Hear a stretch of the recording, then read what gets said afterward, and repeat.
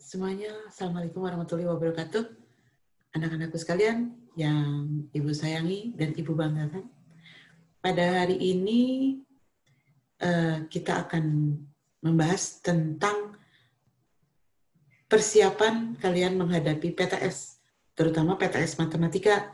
Ya, bagaimana persiapan kalian untuk PTS Matematika? Ibu akan share beberapa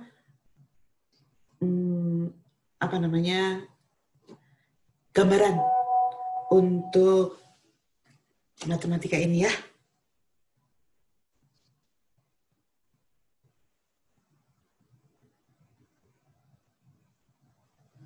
Gambarannya yang pertama, judulnya adalah siap mengikuti PTS.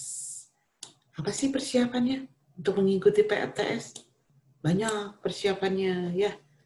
Apa aja ini ya, makanya simak dari awal sampai akhir. Kalau nggak disimak dari awal sampai akhir, nanti kalian nyesel, ya kan? PTS teh, apa sih isinya? Apa aja? Aku nggak tahu deh. Jangan sampai seperti itu. Jadi kalian persiapkan ya, apa saja yang harus dihafalkan. Ini namanya kisi-kisi. Atau namanya gambaran yang akan keluar. Seperti itu. Nah, jadi jangan putus asa. Walaupun online, ya ujiannya nanti di Google Form, kalian harus tetap ikuti. Kalian harus tetap eksis.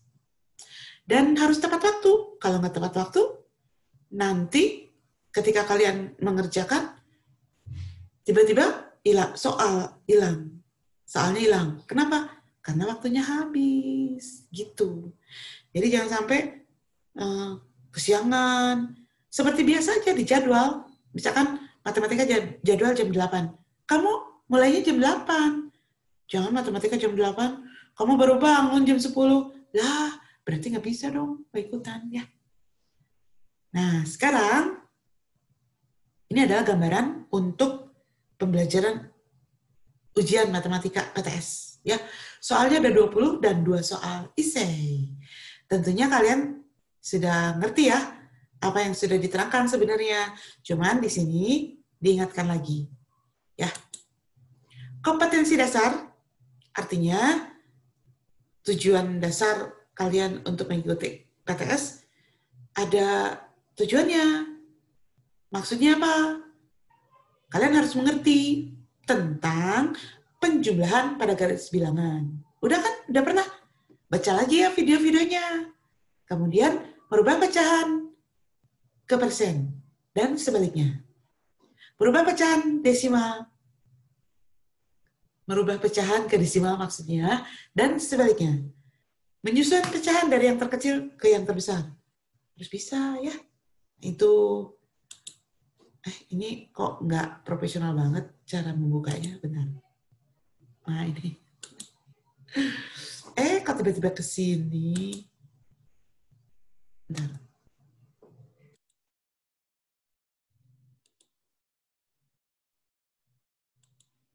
Nah ya, siap mengikuti PTS. Tadi udah ya menyusun pecahan yang terkecil sampai terbesar.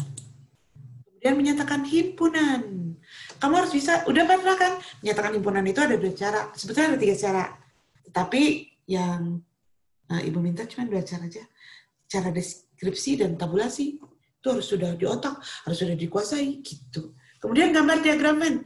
Kamu tahu kan cara menggambar diagram Venn? Jangan lupa ada S-nya, ada noktahnya, ada anggotanya, ada lingkaran, ya, pakai kotak seperti itu. Nah, kemudian himpunan bagian. Nanti minggu ini Ibu akan menerangkan tentang himpunan bagian. Kemudian soal cerita sudah ya, soal cerita. Kecuali kelas 71 dan 7 sampai 75 soal cerita belum. Nanti akan aku share.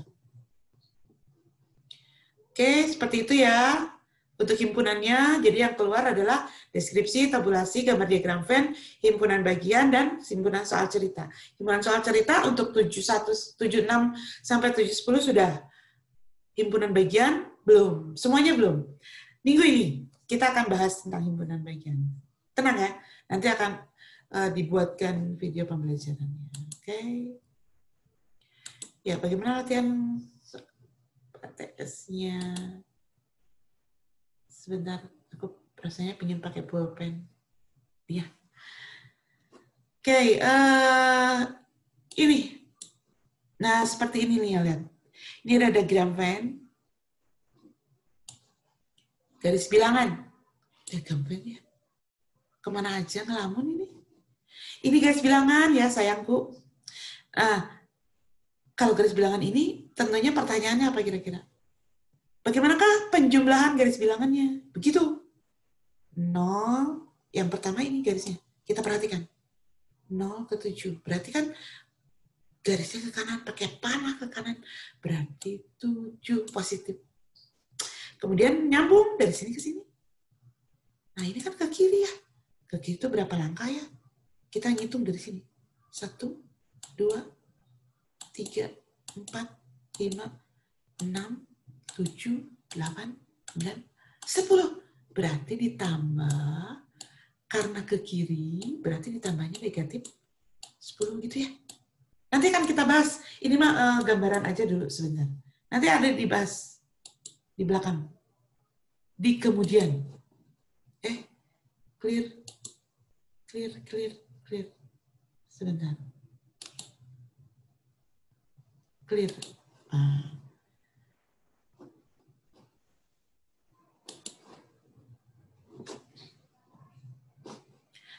Kemudian yang himpunannya bagaimana cara menyatakan dengan tabulasi.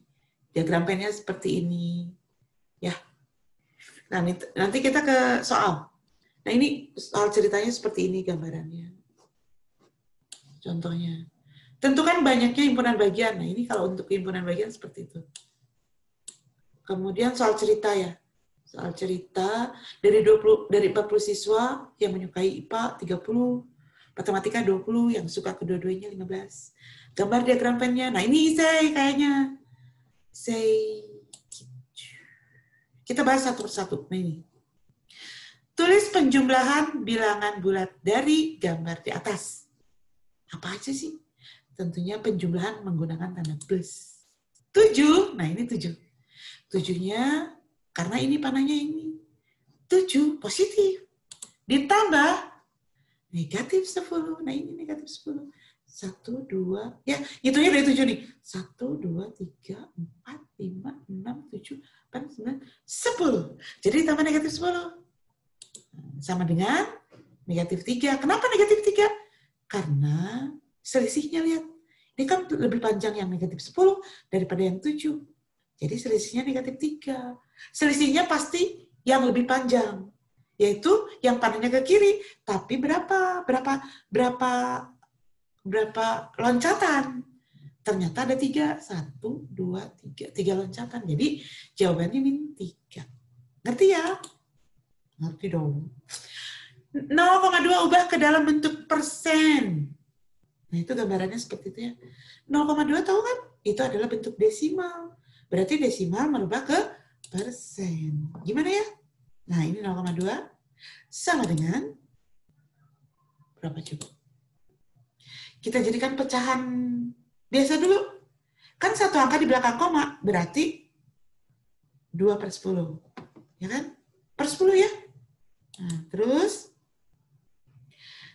kedua penyebut pembilangnya dua-duanya dikalikan dengan bilangan yang sama. Begitu. Kalikan berapa? Kenapa dikali 10? Karena kalau persen itu kan harus per 100. Jadi upayakan 2/10, 10-nya jadi 100 gitu. Ya. Jadi dua-duanya kalikan 10. Adil dong. Atas kali 10, bawah kali 10, ya kan? Nah, jadi berapa? Jadi berapa? 2 kali 10 berapa? 20. Ya kan? 10 kali 10? 100. Nah, kalau udah bentuknya per 100, berarti 20 per 100, jadi 20%. Gampang kan? Bisa pasti. Oke? Oke. Nah, sekarang. Ini kok udah ada jawabannya. 3/4 ubah ke dalam bentuk desimal. 3/4 dikalikan dengan bilangan yang sama, ya. Dengan bilangan yang sama. Kita kalikan 25. Kenapa harus dikali 25? Karena diambil yang bawahnya itu, upayakan jadi 100. Jadi 4 kali berapa coba jadi 100? Kali 25 kan? Ya. Jadi 4 kali 25, kalau bawah kali 25, atas juga kali 25. 3 kali 25, berarti 75. 75 plus 100. Nah, kalau dua angka di belakang koma, berarti 0,75. Bisa nggak sih ulangan kayak gini? Bisa. Gampang. Asal kalian rutin untuk mempelajarinya, rutin membacanya, gitu ya. Jangan bosan. Okay. Apa ini? Susun. Disusun. Kalau menyusun itu pasti dari yang terkecil ke yang terbesar ya. Kalau yang terbesar yang terkecil, nggak biasanya sih. Tapi biasanya yang menyusun itu dari yang terkecil ke yang terbesar. 0,2, 3/4, 2%, 0,7. Susun pecahan dari yang terkecil sampai yang terbesar. Tetapi di sini beragam. Ada desimal, ada persen, ada pecahan, ada persen, ada desimal juga. Ya. Nah, gimana cara nyusunnya? Nah, kita pilih. Mau dijadikan desimal semua, atau mau dijadikan persen semua. Kan tadi cara menjadikan persen bisa. Kalau aku sih cenderung ke desimal semua biar gampang. Ya kan? 0,2 dijadikan desimal. Udah desimal. 3/4 kalau dijadikan desimal 0,75. 2% kalau dijadikan desimal berapa? Aduh, ini nggak berurutan. 2% itu kalau dijadikan desimal 0,02. Nah, kemudian kita lihat di sini ya, lihat.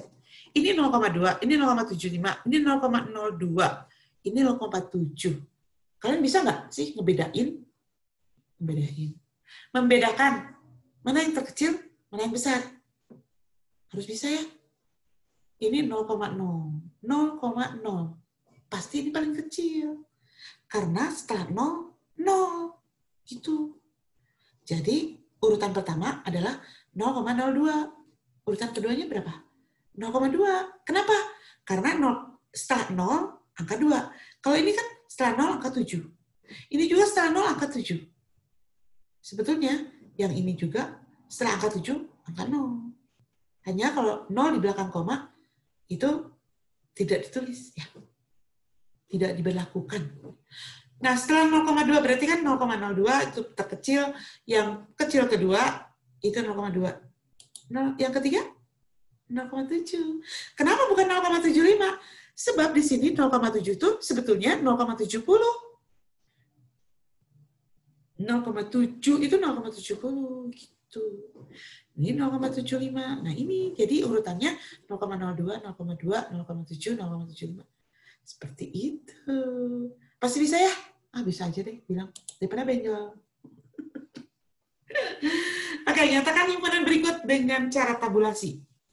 Himpunan di sini, himpunan hewan berkaki 4. Berarti menyatakan himpunan dengan cara deskripsi ya ini ya. Bagaimana cara tabulasinya? Tahu kan tabulasi? Pertama, harus menggunakan lambang himpunan. Kemudian tanda sama dengan. Kemudian kurung kurawal. Kita lihat jawabannya. Lambang himpunan sama dengan kurung kurawal. Terus apa lagi? Ada kuda. Nah, di sini kamu berpikir, himpunan hewan berkaki 4 itu apa aja? Berpikir, apa aja sih yang hewan yang kakinya 4? Gitu. Ada kuda, ada sapi. Nah, kita ambil 3 contoh dulu. Kucing. Kucing kakinya 4. Sapi kakinya 4. Nah, udah. Berarti ini menyatakan himpunan dengan tabulasi. Namanya ya. Disebutkan satu persatu. Oke. Nah, soal berikutnya. Perhatikan gambar berikut. Anggota yang termasuk himpunan A dan B. Maksudnya tahu nggak? Anggota yang termasuk himpunan A dan B. Iya, betul sekali. Berarti yang suka kedua-duanya. Berarti suka. Jadi yang termasuk ke A juga termasuk ke B. Ini loh. Ini loh. Kan anggota A 1, 3, 5, 7, 9, 11 ya. Anggota B 2, 3, 5, 7, 11, 13. Berarti jawabannya adalah 3. Kemudian 5, 7, 11. Seperti itu. Karena itu termasuk ke A dan ke B.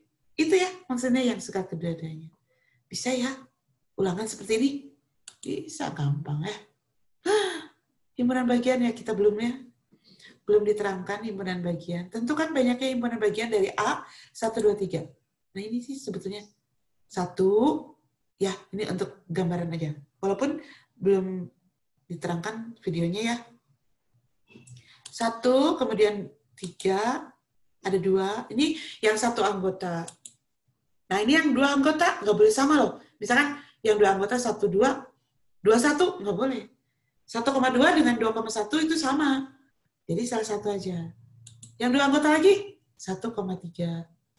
Pasti kalian belum ngerti, kan belum diterangkan. Tapi nggak apa-apa, liatin aja dulu. Terus yang 2 anggota lagi 2 dan 3. Jadi nggak boleh sama ya, 1, 2, 1, 3, 2, 3 gitu. Terus himpunan kosong juga termasuk himpunan bagian. Itu himpunan kosong itu lambangnya seperti itu, kurung berawal kosong aja. Kemudian yang 3 anggota, kan semuanya ada 3 anggota. Nah, jadi himpunan bagiannya harus ada 8, karena ada rumusnya. Himpunan bagian itu 2 pangkat N. Ini belum diterangkan, nanti diterangkannya. Cuman kan ini akan keluar di PTS nanti, jadi kamu siap-siap belajar ya, untuk menentukan banyaknya himpunan bagian. Oke? Bisa ya? Seperti itu. Jadi, terus sekarang, soal cerita. Dari 40 siswa di kelas yang menyukai pelajaran IPA, maksudnya 30 orang yang suka matematika, 20 orang. Yang suka kedua-duanya 15 orang. Berarti langkah awal untuk membuat diagram Venn ini adalah yang suka kedua-duanya dulu. Kita simpan. Lupa S-nya dulu. Ya kan? Ada 2 himpunan, S-nya semestanya, cantumkan. Kemudian cantumkan IPA, misalkan lambangnya I. Kalau matematika, lambangnya M, gitu. Siapa tahu ini isei, ya kan? Yang suka kedua-duanya kan 15. Kita simpan di tengah. Begitu. Oke? Nah, sekarang, loh, kenapa? IPA kan 30, kenapa di sini 15? Nah, di sini kamu harus berpikir. Kan IPA itu 30 orang. Yang suka kedua-duanya 15 orang. Berarti sudah termasuk di situ. Yang suka kedua-duanya 15. Jadi, jangan 30. Tinggal dikurangin aja 15. Oke? Jadi, 30 dikurangi 15. 15 kan jawabannya. Begitu. Nah, matematika 20. Kira-kira berapa? Oh, udah ada jawaban. Berarti jawabannya adalah 5. Karena jumlahnya harus 20. Yang suka kedua-duanya udah 15. Jadi 20 dikurangi 15. Jadi jawabannya di situ dicantumkan 5. Di sini nih. Nah, ini dicantumkan 5. Nah, ini kenapa sih ada yang di luar 5? Begini, kan jumlah seluruhnya kan 40. Lalu kita jumlahkan nih. 15 tambah 15 berapa? 30. 30 tambah 5? 35. Nah, jadi yang ada di dalam yang suka matematika dan juga suka IPA, itu yang di dalam itu ada 35. Berarti di luarnya berapa? Nah, pintar sekali. 5. Dari mana? 40 dikurangi 35. Seperti itu. Bisa ya? Untuk soal tes. Mudah-mudahan kalian tidak puas. Karena kalau tidak puas, berarti kalian akan belajar lagi. Oke? Terima kasih ya sudah menyimak video-videonya. Mudah-mudahan kalian sukses ya ulangannya atau ujiannya. Nanti kita ketemu lagi di materi pembelajaran berikutnya. Terima kasih semuanya. Assalamualaikum warahmatullahi wabarakatuh.